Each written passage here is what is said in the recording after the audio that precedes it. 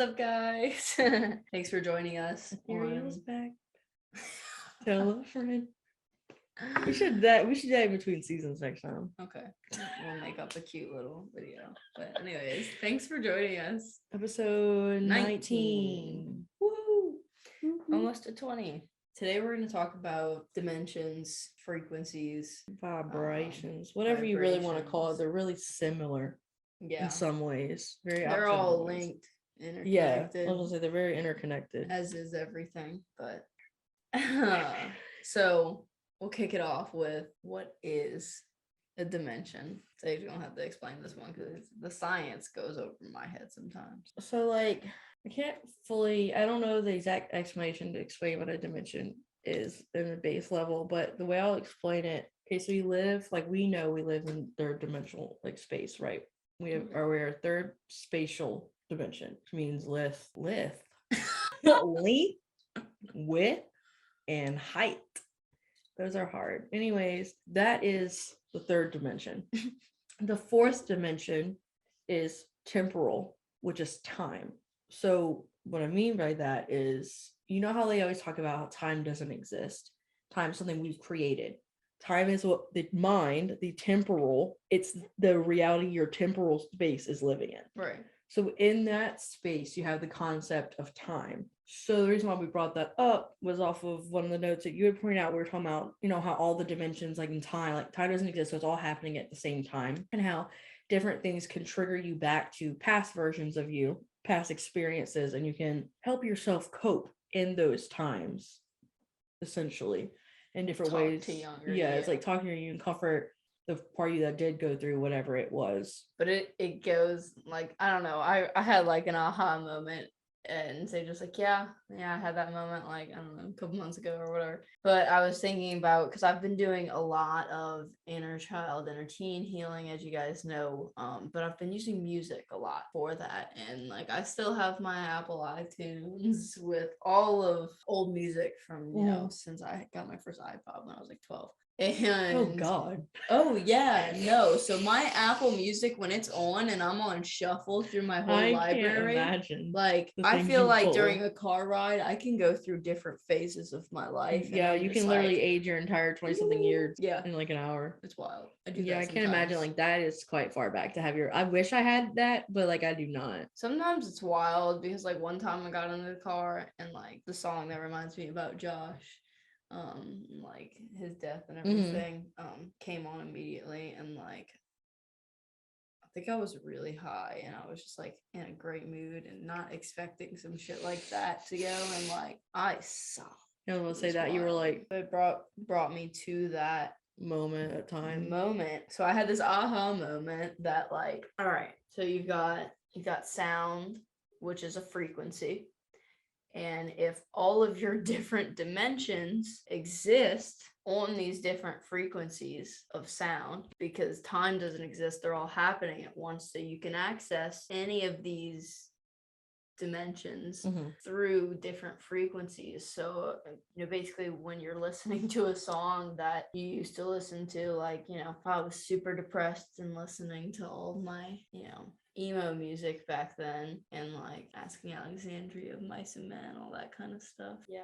Anyways, so when I put that music on, especially Mayday Parade, oh my god. That's fair. Mayday Parade really sends me back to like brought back a time crying. So I'll listen to that, but it'll bring me to that time period, if you want to call it. So I can go back and I can go to this dimension through this frequency listening to the song, because when you listen to that song and those emotions come out and you're feeling that emotional energy, that's a certain vibration. So, when you were existing in that vibration, in that dimension, while you were sad and depressed at, 14, 15, whatever age I was. So I can go back and like access this through that music, basically hopping dimensions through music. Since time doesn't actually exist, I'm just going and visiting versions of myself in different dimensions at different frequencies and soothing their pain, helping them release that pain. And like, I don't know, it's so crazy that it is. That absolutely blew my mind, because having all of that connect just now. The first time that I had realized, I guess, that you could like kind of go back in time and experience this experience and comfort it differently than you did before. I didn't use music to trigger it. I just was in a deep meditative state, and I was like, what is something that is I really need to heal from? And I think I talked about it in an earlier episode, but it was that became so random for me. I was like, let me pick a time period now. Because I used to do that. Yeah, see, that's fair. I would do it through Well, breath I was work. like, what's going on? Like, what do I need to heal from? And I could feel like I saw myself at Harvest, the church that I grew up at. I had ran out. I remember running out of service one day because they kept talking about how it was the end of the times were coming. And I was very, very afraid of the end of the world coming, especially because my father talked about it a lot too. But when Dad talked about the apocalypse, and church talked about God coming for us all. So like I just had a really skewed, upbringing with that. And I those doomsday plans. Literally. And so I remember vividly this one time where I ran into the hall where no one was on the side, and I just cried. Because I used to cry almost every day, begging, like in my prayers to God, begging him not to do the rapture until I was old, because I wanted to have like a family and experience life. Me too. Like 9. It's like 8 and 9. It's like, God, please. I've had those thoughts. Yeah, I was like, please. I was like, I just want to live. Thing. Like, yeah. And so like I had this memory that came up, and when I asked for it, where I was just sobbing in the hallway. And the first few times it came up to me, like in that memory, I just watched it and I was like, that's so sad. Look how sad I was. That's all I could focus on. I was like, she doesn't understand, and I'm like, I wish she had someone to comfort her. And then one time when I was meditating and it came up, I had this overwhelming feeling, and I was like, why don't you? And in that memory, to me, when I remember that day now, it's like I'm aware in real life that I was just crying in the hallway and that was it. But it feels like I was crying in the hallway and this woman came up to me and hugged me and said everything was going to be okay. And it's literally because I kept doing it every time and when that memory played. And so I was like, I remember this woman with blonde hair coming up to me and hugging me. It's like as the awareness, I'm aware that it didn't actually happen. But when you jog that memory to me, I remember a woman coming up and hugging me. And I feel her hug again every time. And I'm like, it was me. Did that. Oh my God. And so it's a really fascinating thing where it's like, no matter what jogs it, like you said, like something that I didn't realize music could jog it until like for real until a few months ago, it really hit me where I was like, because I was like, why am I feeling this way? Like, I don't give a shit about this person. One time I was like, yo, when I listen to these songs, like, is that jogging something? Why do I feel this like panic in my chest or whatever? And you're like, yeah, I don't know, like it could be triggering something, I guess. And we just like had it put it. It was so close to us, but we just didn't like fully click it. It's like, yeah, it's like you were that part of you came out and it wasn't healed, so it couldn't just move past. You couldn't just let it go on, like you were there again. So it can be very walking through the halls of my high school with my headphones in, listening to Mayday Parade. Like that flash your head. Oh yeah, a couple of times. Like there was this one time I was so heartbroken over this girl. My God. And I was listening to one of the Mayday Parade songs, and one of my older friends who was on the Power League team, she was like, no. Why are you listening to the song? Like, don't, I told you not to stick your dick in crazy. And that's what happened when you stick your dick in crazy. You know what, though? And it's funny. It's like that song unlocks that memory. I love when a song or something triggers something that's unexpected. Like, there are some songs that should be sad that trigger a funny memory. Some songs that shouldn't be sad. And it makes me sad. And you're like, why does this song make you sad? I'm like, the memories with it. Like it could be the happy song, like let me just use a cheap example here and say Happy by Pharrell. Nothing bad happens to that, but I heard it so many times that it makes me angry. When I hear I'm so happy, I'm like, shut up. Every time it makes me so angry, and I'm like, this is a happy song, but I heard it so many times when it came out that I hate it. It makes me angry. Were you not happy when you heard the song? Is that why? When did it come out? I have no idea. If it came out in like 2019 or later, I was happy. If it came out before that, that was probably why. But I want to feel like it came out after. But I don't know. It's something about it. It's just that little. Oh, that song. Yes, it's just like, why did we choose that song to be the biggest like happy song? And I still stand by the anger with that, but it doesn't make any sense. A key example of how a happy song can make you not happy. It just depends on your memories.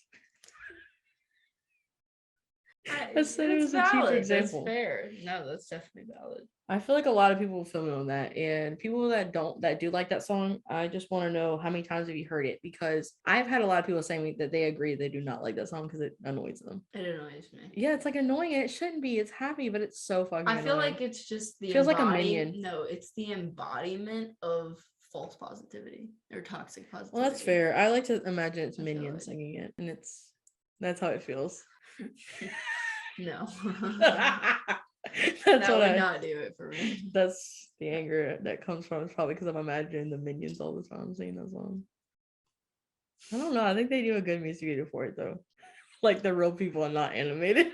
I can't imagine having the thoughts and ideas that you do without having a visual brain. So I can't imagine that brain. But without the visual aspect of it, because I'm over here seeing it all, but like you in my head, I'm here. Am I crazy? Like I hear him. It's the fucking hamster wheeze. Yeah, it's like I hear him, I just don't see him, and I imagine it would be funny to see them running around and like singing the song, and then it just pans out, and it's like all the minions and like happy. I actually might like the song if the minions did it. Chipmunk covers they used to do. Every song had a chipmunk cover. Movies and covers. I used to make them on the iMovie app. You could like edit your voice or something, or it might have been the photo booth. Yep. Okay. They gave us laptops in 6th and 7th grade at the private school that I went to. That's fair. Apple laptops with iMovie and then you recording aspects, and we made movies. I wonder what would happen if I listened to a Chipmunk song. Would it bring me back to when the movies came out? It would bring you back to the time period, probably. When did it even come out? I feel like I was in. It was around high school age, right? Like probably like 4th through 7th, because there was 3 of the movies. Interesting. Different time period than I imagined. At least for me, but we're the same age. We're the same age. You're like, at least for me, you might have been in high school. No. Interesting. But yeah. I'm trying to think of like what else has like strongly triggered me that I didn't expect song wise. Oh my god. One Direction. No, but you don't. Probably for you. That's a big one for you. For me, your like, One Direction is my mayday. Yeah, like it's very much so. Like, girl, the goosebumps on me. Looks like a goddamn reptilian. Because I'm thinking about this one specific band. Tell me if you used to listen to them. Hillsong. They're like. They Christian. sold their CDs at Harvest. We did their songs. I had dancer. Their whole. I think I deleted it a couple years ago, but I had their whole album downloaded on my iPod. Okay, hold up. So I was forced to have as many Christian songs as I did regular songs. Never mind. Answer that question. I was about to say, who the fuck listens to Christian music outside of church? Like I knew it for the church, but I would have never, except for that one song. What's that one really popular never mind, that answers that question. I gotta look at it next. There's one song by Hillsong. I will die on this hill if that you it's play good. It, I wouldn't do that. Please play it. Let me see what song it is. Is it Hillsong United? Yes, please play it so they can see me freak out. Look, I could probably tell you. Which one is the one? Why do they have so many albums? My brain can't make sense. It would have been like 2009. No, wait, that's when I was listening to it. I don't know when it came out. The fact that I can't remember what Lead song. Me to the Cross. I feel like for all. For all. No, stop. Is that really in it? To my knees, no. Lord, you lay me down. No, all the people with religious trauma are like, ugh. Is this? Oh, me too. I'm scared. You like listen to this for fun? I don't know that one. I don't think I did, but their voice. Oh, I feel like it's I'm gonna older. have to. I swear to God, it says that. Look, see. To my knees, Lord, you lay me down. Rid me of myself. I belong to you. It's kind of weird. Believe me. I will throw up. Oh my God. First off, don't lead me to the cross. I don't want to get to the cross. Body. Do not lead me to the cross. I don't want to get on the cross. I know what happened to you at the cross, Jesus. Why the fuck would I want to be led to the cross? And she literally talks about like getting my life healed. I know I don't. But you know what? Still to this day, I will die on the song that song slaps. It's fun to sing, makes your body feel things. Every once in a while, I will turn that on and I will close my eyes. And I'm the most religious person at church. I don't even believe. But that song does still get me to this day. I just really... The only Christian music I had on my like iPod, well, I had an MP3 player, but my MP3 player, my public MP3 player that is, I had Flyleaf and stuff like that. Like I had those types of.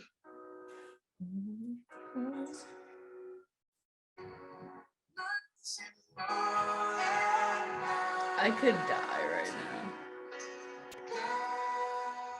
All right. You think any of our viewers are like, oh my God, that's my jam? Honestly, like no judgment if it is. It just brings about like so much traumatic shit for me. That Lead Me to the Cross brings me back to when I thought that I could be the lead singer at church. I was like 11 and I was like, when I grow up, I'm going to be the lead singer at church because I wanted to sing, but I didn't think I could make it like outside of church because I was like, when you're in church, it's just about your singing, but in mainstream, you have to look attractive, and I was so self-conscious and I was like, I'm too ugly to be a real singer. They are still producing music. I can't believe you had that thought. That was literally what I said. I knew I wasn't a good singer, but I did want to be in the band, play the guitar. You could have did that. I was a dancer. I want to know why I can't find this album. Because it's not in this reality. It hurt you too bad. You don't. I still agree that the song that the Lead Me to the Cross is like, no, it's stuck in my head. That's gonna be stuck in my head for 3 days. But I don't even remember that song. I don't think I even knew that song. They played that at Harvest all the time. I have, but they would play it whenever people would go up front to get their hands laid on and fall to the ground. It would go, lead me to the cross. And it's the time where everyone can take their time walking up front and have people praying on them, hands on them, and like, damn, Jesus. Oh, Jesus Christ. Damn, the devil. That's what they did. Oh, Christ. I just wish I could remember some of these names because I like have this clear memory of this is so repressed for you. Oh, it's but you can't remember them and you actually listen to them for fun. So that's a real hard repressed memory for you. I remember I would switch back between like this one Hillsong album and Guns N' Roses. Did you ever have a secret MP3 player or iPod? No. I'm gonna be honest. This is where you made mistakes. Too broke. I didn't have the money for that. No, but this is what you did. Okay, this is what I did at least. Okay, so I had an MP3 player, right? I hid it for months leading up to Christmas, and I told them I lost it. So I asked for a new one for Christmas because I lost my old MP3 player. And how can you live without an MP3 player? I was so sad. So they got me a new one. The new one had only music they approved of. My other one had all my curse words, all my bad songs. And I would listen to that in the car, but they were both pink. So upon glance, couldn't tell. I told my mom about that recently, and she was like, ah! I was like, yeah, I used to listen to a lot of Nickelback. Yeah, see, this is just not it. But I could not believe you didn't know Lead Me to the Cross. I feel like that was like one of their most popular songs. On Eagle's Wings. No, my God. I don't know that one. You don't know that one? And he will lift you up. I like that. What does that even mean? Is this it? No disrespect to the Hillsong bitches.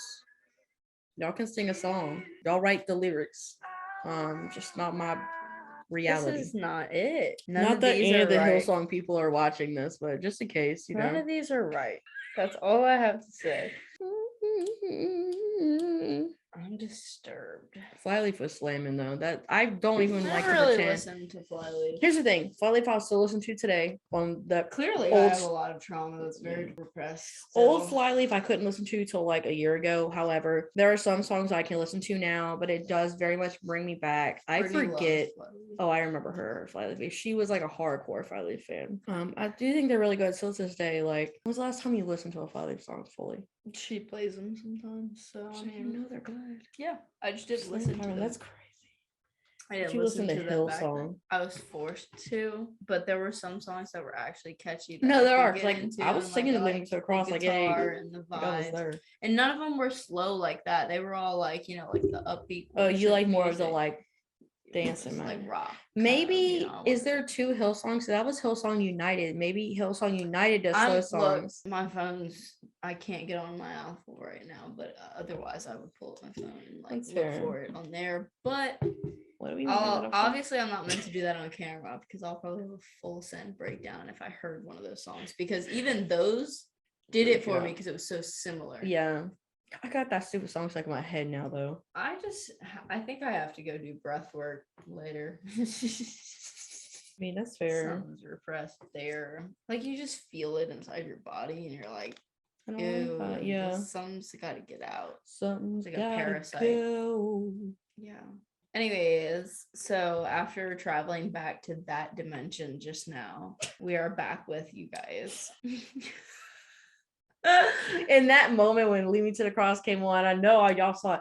I was the church singer. I was there. Y'all saw us leave the building. Like I forgot we was recording. I was there. Yeah, no, I forgot we were doing. I was so locked into that. I was like, must find, but I don't know. Also, yeah, don't need to trigger myself on camera either. Maybe in later date I'll be that vulnerable with you. Oh my god, I guys. still haven't cried with you. That's crazy. That's shocking to me. I think I've cried twice now too, but Really? I got teared up Oh. in one of the other episodes, but It's so funny because in real life I cry all the time. you do probably cry more than me. I cry when I'm happy. Yeah. Any emotion to the extreme makes me cry because I don't know how to get rid of all that energy without crying. That's all it is. No matter what the feeling is, if it's really intense, my body's just like cried out. Maybe it's the tizzy. Because like some people, they want to like move, they'll go like this because they're feeling a lot, or they're like someone like hit himself. Like I don't get like that. When I feel a lot, I just want to like lock up and cry until enough feels like it's gone. Then I'm like, okay, I can move. I think I probably did that a lot in the past, but now like I don't know. I like the like happy stimming. Oh, yeah, like you have that. to. When I'm like just overwhelmed with like happy joy, but I definitely do still cry from like the pure joy. I'm just like, if you never cry from happiness, you ain't living. I cry from happiness quite often now. It's pretty nice. Yeah, if I'm gonna be a crier, I should be I think I cried from happiness on the vacation. I have a memory of it, but I just don't remember what it was over. The vacation was very healing for. Girl, was it? It was I was like, what? Very healing. I feel like, and I was trying to say another like that one of my altars I feel like has been having a lot of healing recently, especially like with the trip, because there is a version of me that, you know, completely like shut down back in 2020. And so it was really interesting to like go back because it was like in that whenever I was there, I was like, oh, this feels weird. Like when we were hanging out, like Kirsten, whenever she came out, it was weird. So I was like, whoa, this feels like 2019. I'm like, it's 2020, babe. I have to catch you up. Like, because that 2022. Yeah, it's like, oh girl, let me catch you up real quick. That was not No, I bet that was crazy to sit there. Yeah, and I'm like, come on, like see like Rhonda again. Like it's been years since her mom, and I was just like, oh my god, this is so weird. And so I was like, just like I told Kiana, it was very healing because that version of me saw how changed I was now. Because I was like, I had a first couple of days I forgot to, but after that I was waking up barefoot, grounding and meditating every morning. And I was like standing outside and I was thinking about how this is like what I was doing. And I got so emotional because like I had this moment where like Kirsten had this moment where it was like, you know, I'm always beating myself up, like because like we always say like Kirsten's like the least furthest along in her healing than the rest or whatever, and she's this and she's that. But it was like in that moment it was like, well, I'm doing the work too. Look at all this. Like I'm doing this. Like I never did this before. Like how different I am now as a person. Like, you know, I was kind of having conversations with people where I was speaking up in a way where I'm like, oh my God, like I used to be the opposite of this conversation. And so I was like, oh, this is so crazy and weird. So it's like a really eye-opening, like, oh, I have like done like things and have like changed that part of me. Definitely so. The mind loves to like judge and be judging and like shit on other parts of you or other people, and like I don't know, that was one of the things I learned on the trip too, Loves to find an enemy. Is to like realize when I'm holding a certain perspective over someone else, that and realize when I'm just like assuming and making assumptions, because like that's the hard part. Because like I don't know, you know, we both took Brittany and I took this whole emotional attachment style quiz, and my score, I got secure attachment, which is awesome. But I used to not have that because it'll show you your attachment style now. It'll show you your attachment style that you had with your caregivers, your mom and your dad. Oh my God, I need to do this. Oh, quiz. Mine was anxious and avoided. I'm pretty sure mine's anxious avoidant, and that's what I've been with my mom and my dad. One worse than the other. I don't remember what it was. And then your relationship with your partner. So like it's mostly secure with like Brit and everything, like, but you know, she had gotten avoidant attachment, which is no shock. Yeah, but I never really like didn't know what the attachment styles were, didn't realize how it played into all these areas. And so like both her and I have seen, because she's talked about it a lot, how she's seen how it plays into all these parts into her life, and she's been trying, but she has no idea where to start, how to even heal it. But like one thing that I learned is that I've been over here making all these assumptions about like her healing progress, because I've just been assuming, and I don't see the work that she is putting in when she's doing it, because you know she's in school, so she's super busy with that. But like she doesn't tell me about anything. She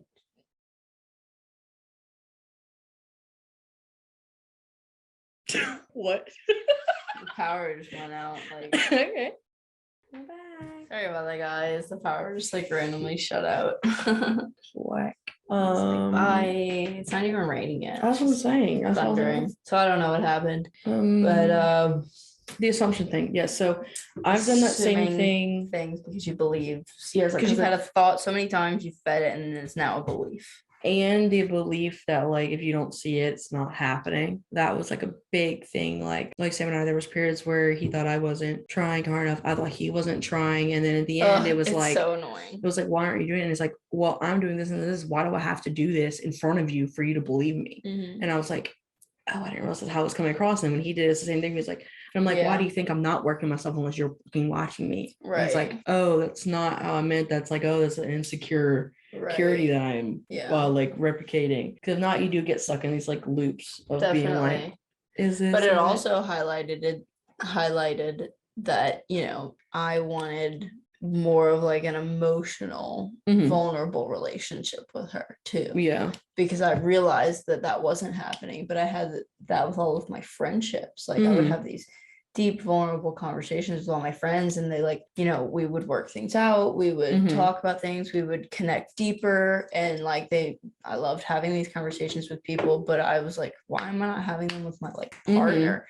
And so like that, you know, made me insecure, whatever. But so a lot of it is really because those vulnerable emotional conversations just make her uncomfortable. They scare her, and she doesn't know how to. It's like learning how to be comfortable. It's learning how to with the uncomfortable. So I asked her, I was like, would you like me to kind of start asking questions and like, you know, asking if we can have, you know, these vulnerable conversations, stuff like that. She was like, I'm not gonna like it, but you can try.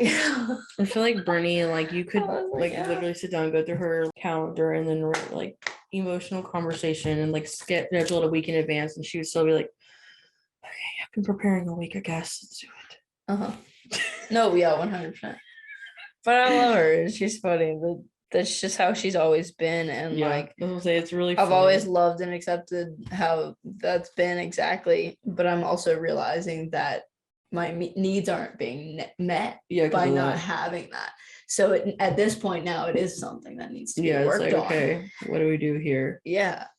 It's so crazy to like have healthy boundaries and learn healthy things with your partner. It's wild. It's healing, and it's also like makes me want to cry at the same time, because it's like so awesome, and it's also so like, oh my god, I wasn't doing this in the past. And like, I hate that when you're like, oh my god, this is like basic. I should have been doing this before. How did this? You know, like it just didn't happen that way. Not proper upbringing. Yeah, it's just incorrect. But also training our parents not knowing how to do these things either, so not knowing how to teach us how to do them. So it's just like going through the practice in the game, but you're just running around aimlessly because you don't know how to shoot anything. And then you start the game and you're like, oh, I'm still running around aimlessly, but I have to eventually learn how to shoot things. So it's just kind of this weird stupid loop.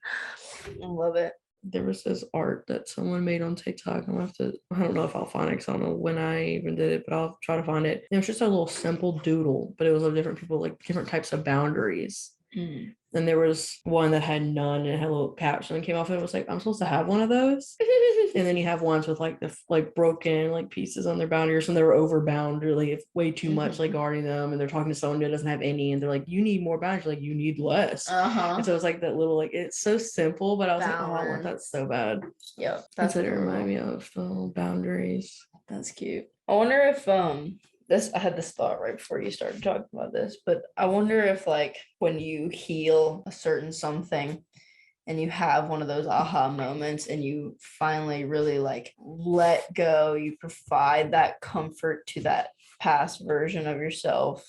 Are you essentially dimension hopping when you are raising the vibration of that frequency? Maybe like, I guess it really heavily depends on your personal beliefs. I'll say before I say what I'm going to say, because I have a very solid this is all belief. like theoretical what ifs. Well, it's I've like- heard a lot of crazy stuff on TikTok. Yeah. I'm not saying I believe all of the stuff that I say. It's kind of like, let me say that. there's not every, I don't fully believe every single thing that I say, because that's just not, I am knowledge of things I've been told and things I've read.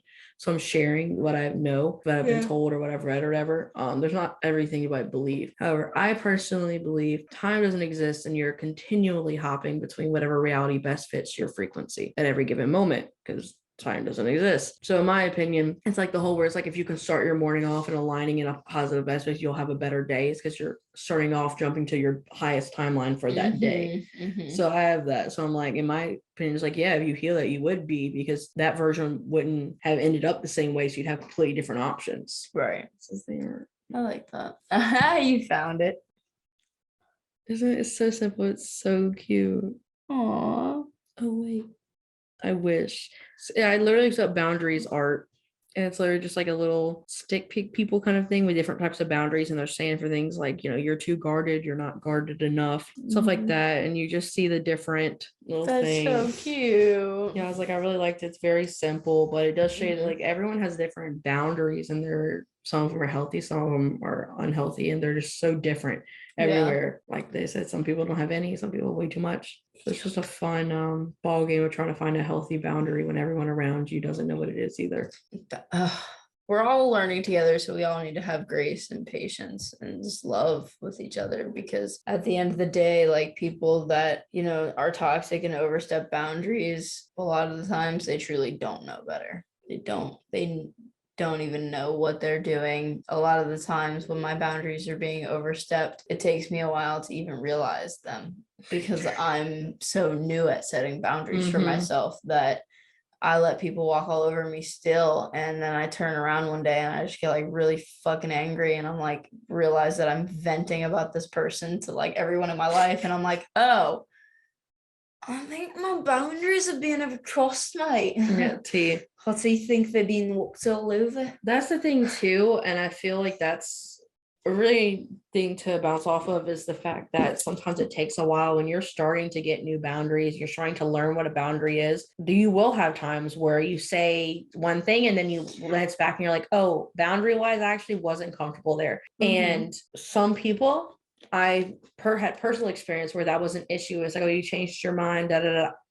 It doesn't matter. You realized your boundary. Don't beat yourself up because you didn't realize your boundary before it made someone else uncomfortable, that you took it back. Like you have to do what is comfortable for you. And if that means changing a boundary or just setting a boundary or whatever, like that is what you need to do, no matter like what timeline it is. It's never too late to set a boundary. Yeah. Or like if they turn around and they're like, well, that's your job to put these boundaries in place. Like if I've been overstepping, it's like you should have said something. And it's like, I didn't realize. So it's like, I didn't tell you. Shut up and sit down, and you need to apologize for overstepping my boundaries, because you should have realized also. It's like, first off, I'm not asking you. When I'm asking you to apologize for crossing a boundary, I'm not, well, actually, when I bring up you're crossing my boundary, the only thing I'm hoping for is an apology. I didn't mean to cross your boundary. Yeah, no, definitely. I just want an apology. Yeah, I'm not but I find that those types of people, it's people that have this, they're fighting with this thing that's inside of them, telling them they're a really shitty person. Because when you tell them that, they get very like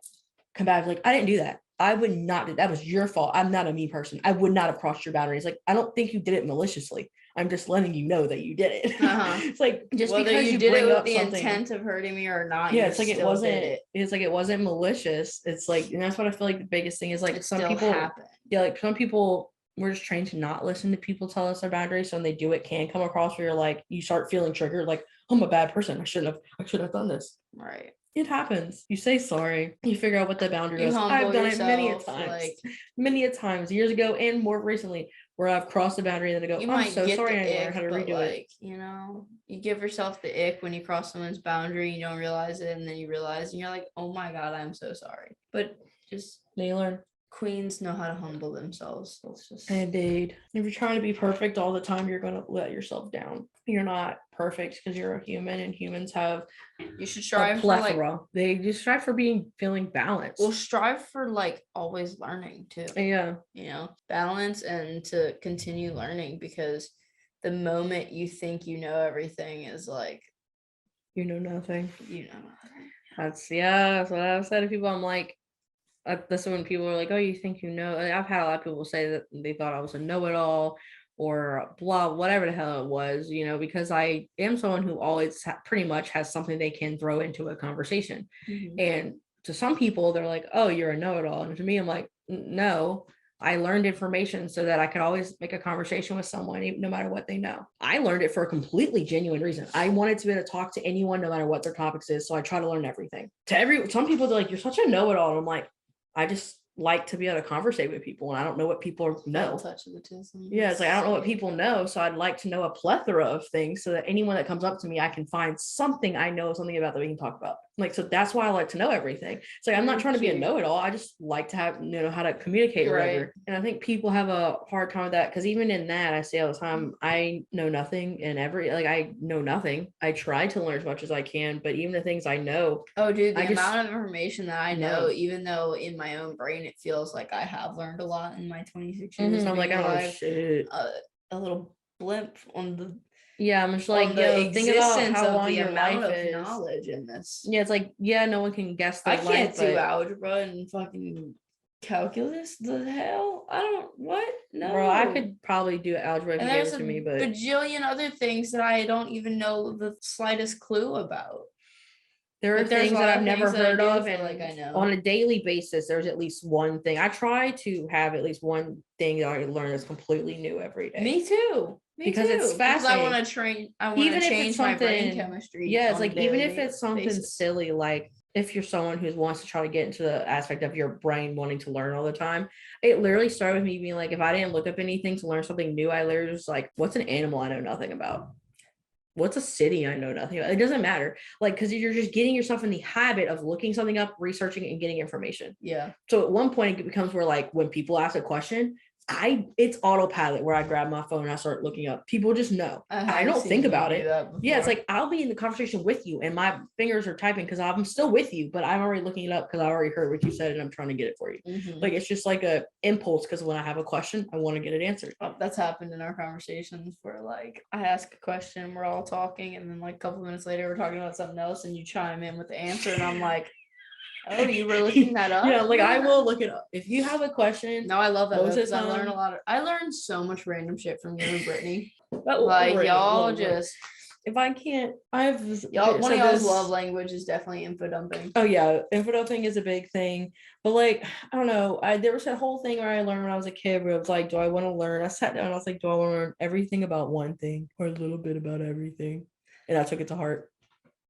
But to Tizzy probably, but I took that shit to heart and I was like, I will learn a little bit about everything. Yep. And so I just try to that's funny too, because someone said to me when I was younger, do you want to be an ace of one trade or a jack of all trades? And they said it's better to be an ace of one. And I was like, it's better to be a jack of all trades, I think. I didn't agree. And so as a child, I was like, I want to be a jack of all trades. I want to know a lot of shit. It sounds awful to just be like, I'm only good at one thing. I get bored easily. I can't do just one thing. I'd have to be living in robot mode, and my brain is not programmed to robot mode anymore. The on switch is on, and it's like once it's locked in the on position, like you just like hard, can't turn it off. How do you turn it off? It's like, I don't know if you can. Not sober. I think that's why some people that do open their eyes and have that realization when they get stuck in, I think that's why they fall into like different substances really hard, because that really is like, that's how people. Yeah. Do we call it? Like, what are we at? I mean, it's kind of an abrupt end, but I don't know. I don't know why the power keeps going out. Yeah, it's weird. Oh, what a bitch. Well, guys, the power keeps going out, so I think we're gonna have to cut this episode just a little short. But thank you for joining us today and listening about our ramblings of dimensions and frequencies and hopefully you learned a little healing through something. music. Yeah. Hope you got a little tidbit of information here and there. And if not, at least share to laugh with us, you know. But we hope y'all have a wonderful week, and we will see you next time. Love and gratitude. Yeah, the story. The one that looks shit. That's why the power keeps falling out.